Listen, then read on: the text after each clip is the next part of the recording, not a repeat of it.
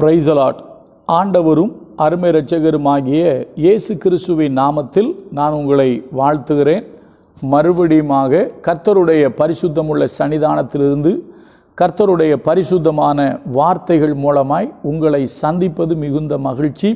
ஆண்டவருடைய பெரிதான கிருபையினால தொடர்ந்து சத்திய வசனங்களை நாம் ஆராய்ந்து அறியும்படி தேவன் நமக்கு கிருபை பாராட்டி வருகிறார். அருமையான தேவனுடைய பிள்ளைகளே, இந்த வாரத்தில் தொடர்ந்து பார்த்து கொண்டு வருகிறோம்.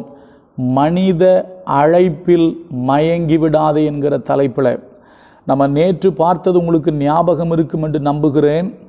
அதாவது தேவ ஜனங்கள் அழிக்கப்படுவதற்கு சதி செய்வதற்காக அழைத்தான்.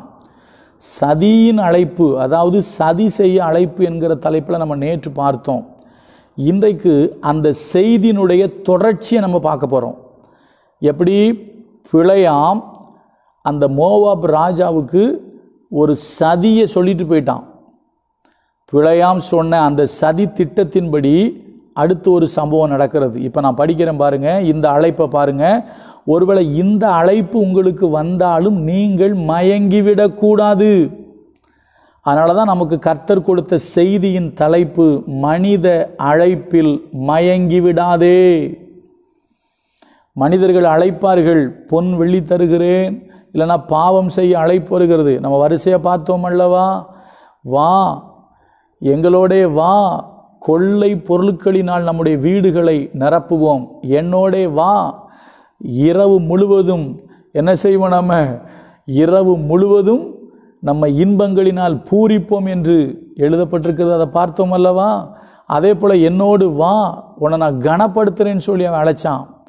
இப்போ பாருங்க, எங்களோடு வா என்று அழைத்த பொழுது இஸ்ரவேல் ஜனங்கள் புறப்பட்டு போய்விட்டார்கள்.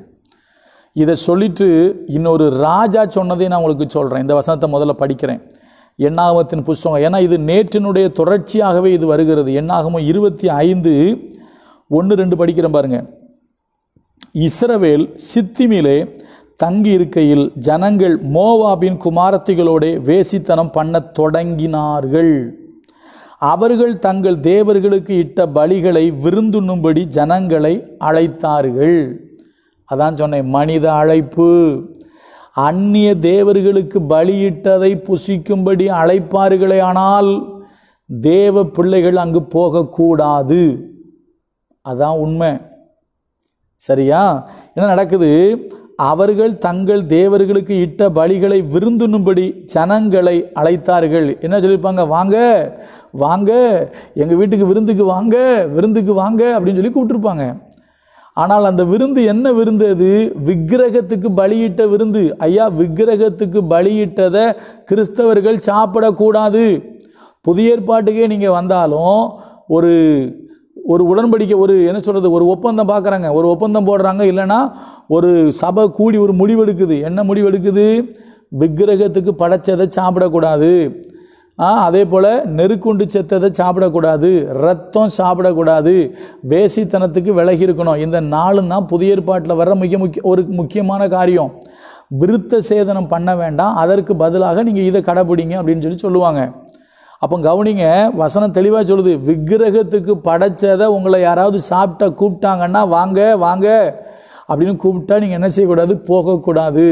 ஏன்னா இஸ்ரவேல் ஜனங்கள், இந்த மோவாபிய ஸ்திரீகள் விக்கிரகத்துக்கு படைத்ததை உண்ணும்படி இவர்கள் அழைத்தார்கள். இவர்கள் போனார்கள், அங்கு பாவம் நடந்தது. தேவ ஜனங்கள் தேவனுடைய கோபத்திற்கு உள்ளானார்கள். அப்போ இந்த அழைப்பை நம்ம ஏற்கலாமா? இதுக்கு பேர் நான் சொல்கிறேன், எதிரியின் அழைப்பு. யாருடைய அழைப்பு? எதிரியின் அழைப்பு. நான் இப்போ இன்னொரு சம்பவம் சொல்கிறேன். கொஞ்சம் இந்த பக்கம் ஒரு ராஜாவை காமிச்சு கொடுக்கேன் பாருங்களேன். ஏசாயா தீர்க்கதரிசன புஸ்தகம் 36 ஒரு வார்த்தை இருக்குது. ஏசாயா 36:16. ஏசாயா 36:16 போட்டிருக்கு, எசேக்கியாவின் சொல்லை கேளாதிருங்கள். அசீரியா ராஜா சொல்லுகிறதாவது, நீங்கள் என்னோட ராசியாகி காணிக்கையோட என்னிடத்தில் வாருங்கள். எப்படி சொல்கிறாரு? இவர் அழைக்கிறார், என்னிடத்தில் வாருங்கள், நான் உங்களை எங்கே கூட்டிகிட்டு போகிறேன், இதே மாதிரி ஒரு நல்ல ஊரில் கொண்டு போய் உங்களை விடுறேன் அப்படின்னு சொல்லி யார் கூப்பிடுறா? இந்த சனகரிப்பு கூப்பிடுறான். நல்லா கவனிங்க, இவங்க இருக்கிற இடத்துல தான் கர்த்தருடைய ஆலயம் இருக்குது. உடன்படிக்கை பெட்டி இருக்குது, கர்த்தருடைய வார்த்தை இருக்குது, கர்த்தருடைய ஜனங்கள் இருக்காங்க, கர்த்தருடைய ராஜா இருக்கிறாரு, கர்த்தர் ஆளுகை செஞ்சுக்கிட்டு இருக்கிறாரு. கர்த்தருடைய தேசத்தை விட்டு வேறு தேசத்துக்கு கூப்பிடுறாங்க, வந்து அழைக்கிறான், எங்ககிட்ட வா, நீங்கள் என்னுடைய ராஜியாகி என்னிடத்துல வந்தீங்கன்னா நான் உங்களை சூப்பரான இடத்துக்கு கொண்டு போவேன்னு சொல்லி யார் கூப்பிடுறா? எதிரி கூப்பிடுறான். பழைய ஏற்பாட்டில் மனுஷனை எதிரியாக காமிச்சிருக்கு, ஆனால் புதிய ஏற்பாட்டில் நமக்கு மனுஷன் எதிரி இல்லை, சாத்தான் என்கிற எதிரி இருக்கான். சரியா? விக்கிரகத்துக்கு படைச்சதை நாம் புசிப்பதற்கு எங்குமே போகக்கூடாது. விக்கிரக வழிபாடு தேவன் அருவருக்கிற ஒரு காரியம். விக்கிரகத்துக்கு படைத்ததை நம்ம சாப்பிடவே கூடாது. சில பேர் அப்படி இல்லை இப்படிலாம் சொல்லுவாங்க, அதெல்லாம் ஒத்துக்க முடியாது. வேதம் நமக்கு என்ன வழிகாட்டுதோ அதுதான், கர்த்தர் என்ன சொல்கிறாரோ அதுதான். விக்கிரகம் வேண்டான்னா வேண்டாம், அவ்வளோதான். விக்கிரகத்துக்கு படைச்சதை சாப்பிடாதன்னா சாப்பிடக்கூடாது, அவ்வளோதான்.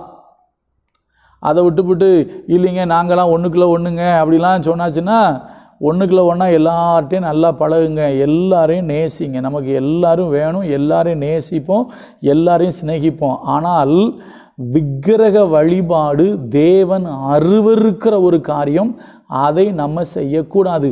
ஒருவேளை அதற்கு உங்களை யாராவது அழைப்பார்களே ஆனால் அதுக்கு நீங்கள் போகக்கூடாது. இப்போ தொடர்ச்சியாக சில காரியங்கள் வரப்போகுது. அப்போ நாங்கள் படையல் போடுறோம், நீங்கள் வாங்க. எப்படி? நாங்கள் படையல் போடுறோம், நீங்கள் வாங்க. யாருக்கு படையல் போடுறாங்க? ஒரு விக்கிரகத்தை வச்சு தானே அவங்க படையல் போடுறாங்க, ஒரு பொருளை வச்சு தானே அவங்க படையல் போடுறாங்க. அந்த படையல் போடுறதுக்கு போய் நீங்கள் நிற்கவும் கூடாது, அப்படி படையல் போட்ட அந்த பொருளை நீங்கள் சாப்பிடவும் கூடாது. ஆனால் அதற்கு உங்களை அழைப்பார்களே ஆனால் தேவ பிள்ளைகளாகிய நீங்களும் நானும் அதில் போய் கலந்து கொள்ளக்கூடாது. அவங்கள நேசிங்க, அவங்கள்ட்ட சொல்லுங்க, ஐயா ஆண்டவர் தெளிவாக சொல்கிறார், கடவுள் ஒருவரே, கடவுளுக்கு உருவம் கிடையாது. நீ உருவ வழிபாடு செய்வதை உன்னையும் என்னையும் படைத்த கடவுள் அருவருக்கிறார். ஆண்டவராகிய இயேசு கிறிஸ்து அருவருக்கிறாரு. அதனால் நான் விக்கிரக வழிபாடு செய்ய வரமாட்டேன், விக்கிரகத்துக்கு படைச்சதுக்கு முன்னால் வந்து நான் நிற்க மாட்டேன், விக்கிரகத்துக்கு படைச்சதை நான் சாப்பிட மாட்டேன் சொல்லணும். ஏன்னா ஒரு மனிதனே ஒன்று உண்டாக்கி வச்சுட்டு அதை கடவுள்னு அவங்க சொல்கிறாங்க பார்த்தீங்களா, அதை போய் நாம் வழிபடவோ தொழுது கொள்ளவோ அதுக்கு முன்னாலே போய் நிற்கக்கூடாது. ஒருவேளை அதுக்கு உங்களை யாராவது அழைப்பார்களே ஆனால் அந்த அழைப்பில் மயங்கிறாதீங்க. ஏன்னா சில பேர் சொல்லுவாங்கள்ல, கடாக்கறி சோறு, கடாக்கறி சாப்பிட்டு ரொம்ப நாளாச்சு, போய் சாப்பிட்டு வரலான்ட்டு போயிடுவாங்க. சாப்பாட்டுக்கு ஆசைப்பட்டோ இல்லை வேறு எதுக்காவது ஆசைப்பட்டோ தயவு செய்து இந்த அழைப்பில் மயங்கிறாதீங்க.